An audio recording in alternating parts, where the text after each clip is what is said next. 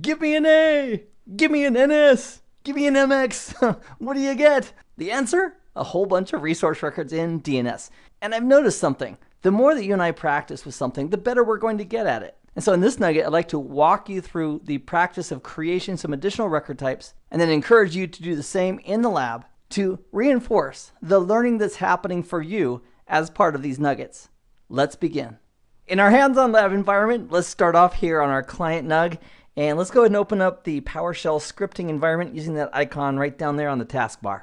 And let's open up a tab over to DC-nug by doing a Control-Shift-R and then typing in DC-nug and pressing enter. We'll give that a second to connect. And then I'm going to do a CD / just so we have more screen to play with. Let's also bring up the scripting pane by clicking on View and then from the drop-down selecting Show Script Pane. Now, as I was preparing to talk with you in this nugget and walk through the practicing of creating a wide variety of resource records, I thought to myself, how can I make this really easy? And what I'm going to do for this lab is I'm going to provide you these scripts, and that way you can use them as a reference. If you want to type out the commands manually, you can. If you want to execute them and then go back and look at the results in DNS Manager, that's great too. So the scripts for this lab, if we click on the little folder to open up in the top left, and we click on the temp folder. In the temp folder, there's a file called Creating Zones and Resource Records. And those are the PowerShell commands that we're going to use for this nugget. So I'm going to go ahead and open up Creating Zones and Resource Records by double-clicking on it. And let me resize my screen a little bit so we can look at these commands. I just want to give a brief explanation of what they do as we execute them, and then I'm going to leave it to you in the lab environment to do the same and practice with these commands. The first command that we could issue just would help us verify that the DNS server commands are available in PowerShell. Let's say you're connected to a new system, you haven't worked on it before. So with row 1 highlighted, the get-module space DNS server space dash list available would help reinforce the concept that it's available as far as commands in PowerShell on this system. And then row 2 and row 3 here are remove commands. We're going to be creating a couple zones, a forward lookup zone and a reverse lookup zone. And I thought to myself, well, what if a student wants to do it like 5 or 6 times? Those 2 commands will remove the zones, so you can start right over again with line 5 and recreate the zones and recreate the records and do it as many times as you'd like to get as comfortable as you would like with the creation of the zones and the creation of the records that we're about to do. So because those zones don't yet exist, because we haven't yet created them, there's no need to remove them. So going to line number 5, we're going to create a primary forward lookup zone. It's called practice, and the replication scope is domain, which implies that it's going to be an Active Directory integrated zone. So with row 5 highlighted, we'll execute that with an F8, and now the zone exists. Fantastic. And while we're at it, line 6, let's create a reverse lookup zone. Now, this one's interesting because you'd think there'd be like a command for a reverse lookup zone. What we do is we create a primary zone on this DC-nug server, and then we use -network ID, and then with a tick, and then the network address space that we want to create that zone for. In this example, it's the 21.22.23 network with a 24-bit mask, followed by -replication scope domain. So line 6 creates a reverse lookup zone. So what it'll do, it'll create a reverse lookup zone for us because we're telling it the network that we're creating it for. So we can think of it as PowerShell's way of helping us out by not having us put it in backwards, because it'll do that for us when it creates the reverse lookup zone. We'll press F8 to execute that, and it's created. Next, now that we have those 2 zones created, let's go ahead and scroll down to row number 8. Now, one of the things that you'll notice is that there's more than one way to do something, including creating resource records in DNS with PowerShell. For example, in row 8, it has an example of add-DNS server resource record space -A, which means create an A record, a host record. However, if we look at row 9, we have a different PowerShell commandlet called add-DNS server resource record A space, and then it's implied that it's going to create an A record. So some slight variations, whichever way you want to do it is perfectly fine. So going back to row number 8, we'll highlight that, and let's review the rest of the command. Adding a DNS resource record type A, the name is going to be SRv5, the IPv4 address is going to be 21.22.23.5, the zone it's going into is called practice.com, so the fully qualified domain name will be srv5.practice.com. I'm setting a time to live of 1 hour. So that's hours, minutes, seconds.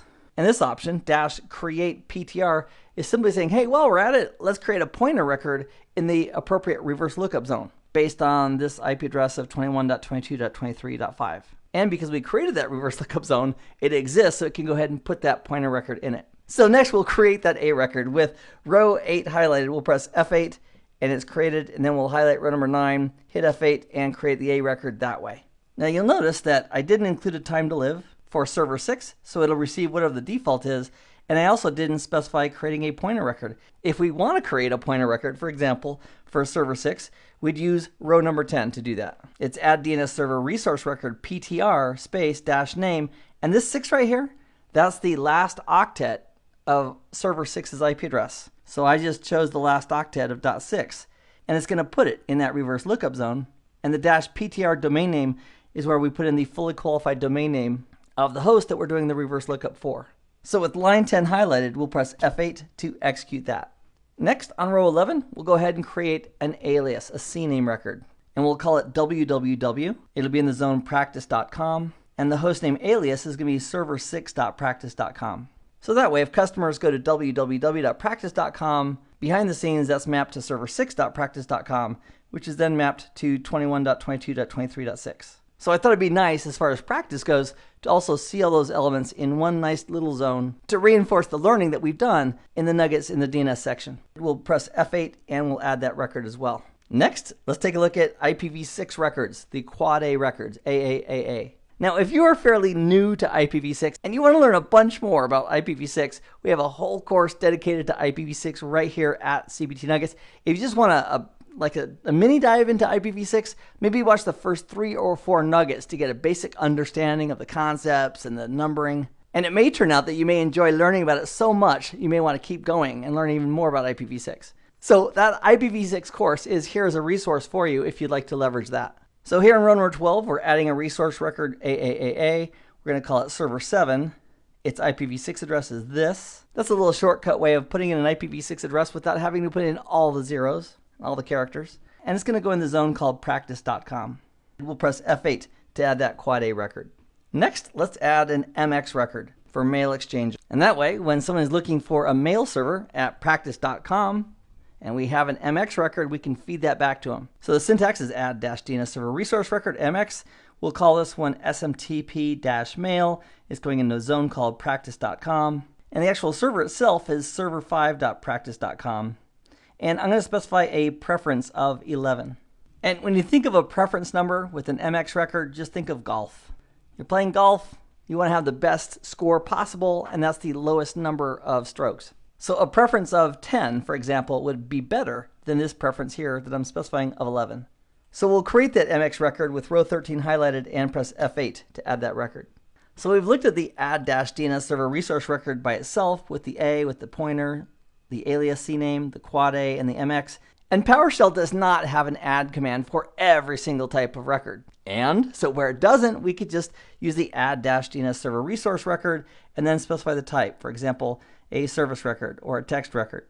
So here in row 14, we'll create a service record. And in our nugget on record types, we identified that the service record could be used if we had multiple systems that were offering the same service. And that way someone could query, ask for our service records, and then based on the information they get back, they could go ahead and choose one of those resources to actually build a connection to and start a session. So regarding the service record, there's a host, www.practice.com, which is an alias mapped over to server6.practice.com. In this example, I'm calling the name of this service record web, and then we're specifying the port. So for example, the well-known port for HTTP web services is TCP port 80.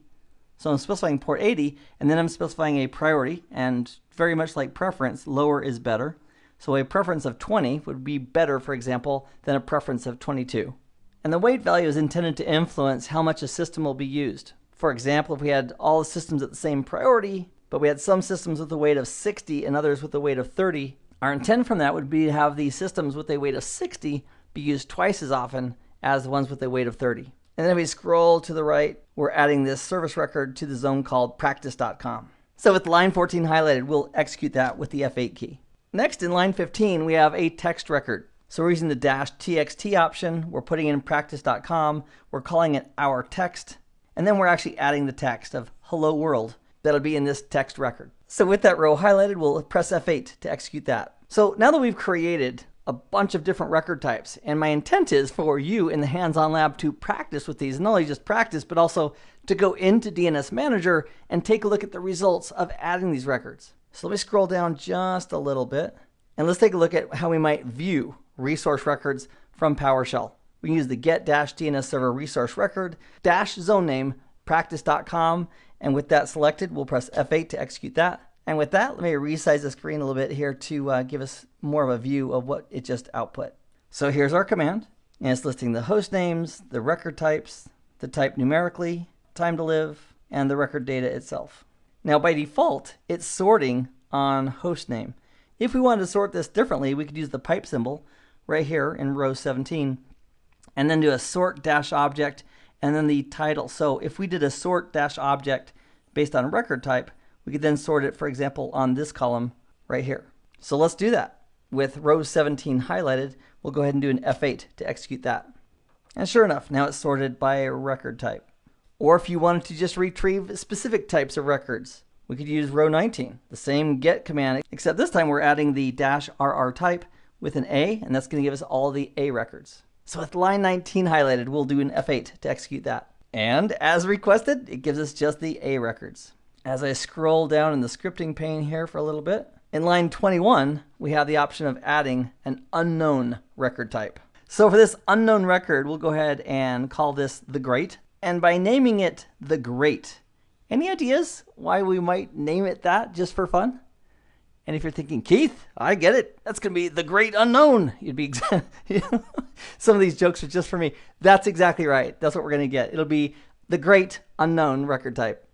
And then we'll have for our record data, we'll put in the value of 6783. So for example, a quad A record, for the data, it has an IPv6 address. For an A record, the record data is the IPv4 addresses. For the unknown, DNS says, I'm not sure exactly what this is, but I'll put it in there. So for this example, use a -type 52, which is the type for a TLSA record. We covered it in our nugget on Dane. But by putting the data 6783, because that format is not recognized by the DNS server, it's going to be considered a quote-unquote unknown record. And then we'll put it into practice.com.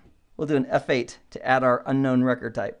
And scavenging, as we talked about in a previous nugget, it's off by default for a zone. So if we do want to do scavenging of old or stale records, we need to make sure that the server is willing to do it, and we'd also need to make sure that this zone is enabled for scavenging. So before we execute that, let's go ahead and launch the DNS manager using the icon on the taskbar.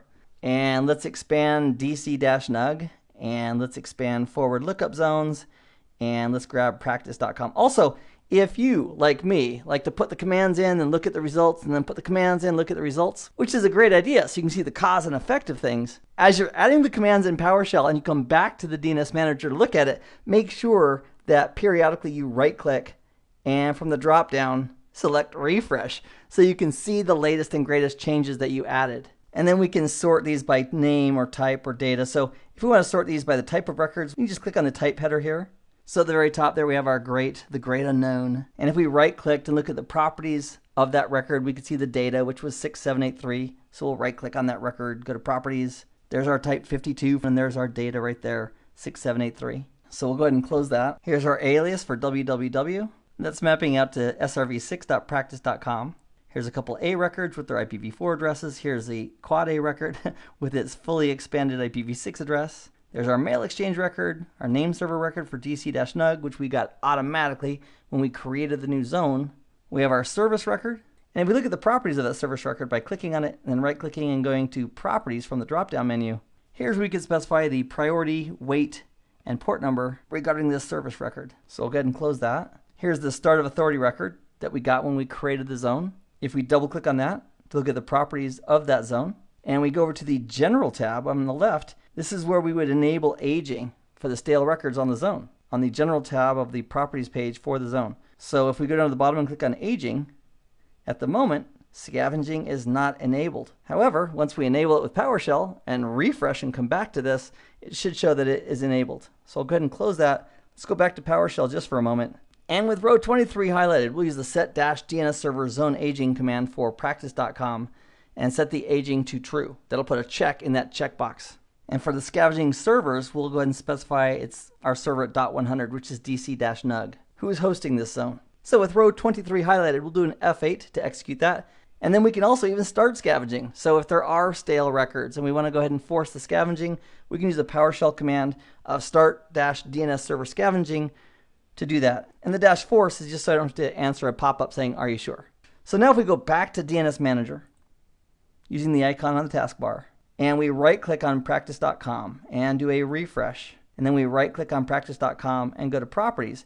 Now if we go down to aging, dun, da, da, da, the scavenging was off by default, and now it's on because we just told it to go on using our PowerShell commands. So we'll close that. And also, while we're here, we could take a look at our reverse lookup zones, including the one that we just created in PowerShell, and we have 2 pointer records there as well. So we should be able to do a reverse lookup for server 5 or server 6. And just to verify that, we can go back to our PowerShell, and I'm going to go to our first tab here on the local Windows 10 client. And here on the client, let's do a resolve. Now again, if the PowerShell help doesn't come up, the IntelliSense doesn't come up, you can do a control space to bring that up. So with resolve-DNS name selected, I'll go ahead and press enter. And let's put in the IP address 21.22.23.5. And with the resolve-DNS name command, it'll do the reverse lookup for us, assuming everything's working. So with that row highlighted, we'll go ahead and do an F8. And that looks great. The answer came back, server5.practice.com, and did that lookup from the reverse lookup zone. And it's a pointer record that came back. And the TTL is 3,600 seconds, which if we do the quick math on that, that is 1 hour. And just one other thing I'd like to share with you. If we want to go in and modify, for example, a TTL on a record, let's go ahead and take a look at how to do that. Back in DNS Manager, of course, we could use a PowerShell command, a set command to do that. And we could also do it right here in the GUI. So if we wanted to modify, for example, this record, if we right-click on it and go to Properties, I don't see any options here in modifying something like the TTL. So at the zone level, if we go to the zone, and we go to Properties of the zone, and we click on the SOA, the start of authority, here it has a default TTL of 1 hour.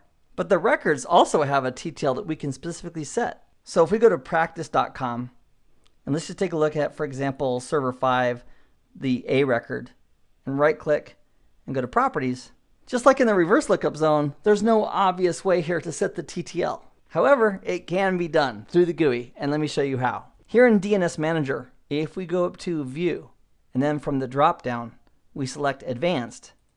Now if we go to Server 5 by clicking on it and then right-clicking and going to Properties, now we have some more options, including an option for delete this record when it becomes stale, and also a time to live. So again, to see that, we'd go to View, and then from View, we'd select Advanced. So if we changed, for example, this record to 2 hours, and clicked on Apply, and then we went back to our client, and we did a resolve-DNS name for server 5, and then pressed F8 to execute that, here's our TTL of 7,200, which is 2 hours. All right, my friend, it is your turn to practice. Have some fun with the lab, and as you make changes, and you look at those changes in DNS Manager, make sure you refresh the server or the zone to make sure you're seeing the latest and greatest information. And if you want to, you can go ahead and wipe everything out with row 5 and 6 here. And that just completely removes the forward and reverse lookup zones, so you can do it over and over again without having to relaunch the lab from scratch. So have some fun in playing with these resource records, and I'll see you in the next nugget. Meanwhile, I hope this has been informative for you, and I'd like to thank you for viewing.